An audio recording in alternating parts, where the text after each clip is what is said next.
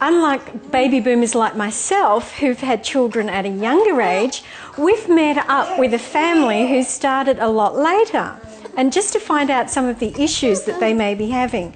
So with us is Ari and Michelle Galper. Welcome. Thank you, thank you. So tell me, what's it like being older with a young family? Well, it's as you can see, that's Toby in the background here, but it's challenging because, you know, there are more demands on us given our work and being at home, and Toby needs a little extra help and 3 kids, but you know, we love it, we enjoy it, but it is, I guess if we were younger, it would be probably easier to be able to manage it all. Right. But we do the best we can. Okay. And you've got a young baby too. We do. Jamie came into our lives about four months ago, and she's right here. We're really happy to have her. And how do you find that with sleep patterns and...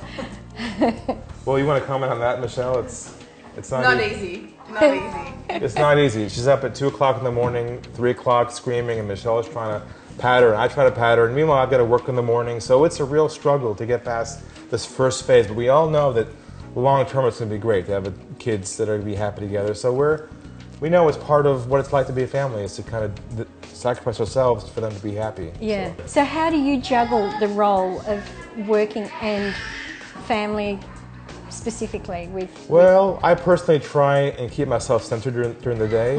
I do a little bit of meditation just to keep myself centered, but I always try and make sure that I don't sacrifice my family for my business. I always find myself working too hard. I pull myself back to make sure that my family has enough attention from me. So it's a constant juggling act. Okay. And to try and be the best father that I can and be the entrepreneur that I can at the same time.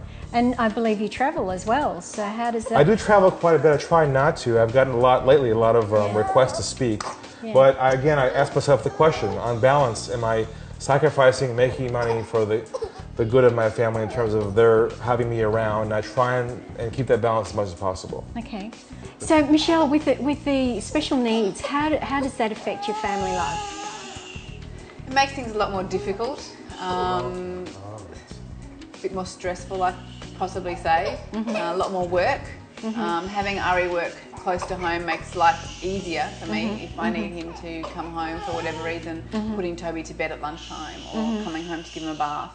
It makes our life a lot easier because he can get very stubborn. Okay, yeah, I was going to say, what sort of issues would you be facing with special needs? Well, Toby, he portrays more mood swings. You know, like he'll be so tired because he has sleep apnea. He hasn't slept all night. He'll by 5 o'clock in the afternoon, he's just so tired that he can't cope with, okay, I have to have a bath now, or I have to sit down and have dinner. And sometimes it's Ari who's the only one that can control him. He's very patient. So thank you so much, Ari and Michelle, for opening your home and sharing your lives with us. Thank you. Really Thank you. appreciate that. Thank you. Yeah, thanks.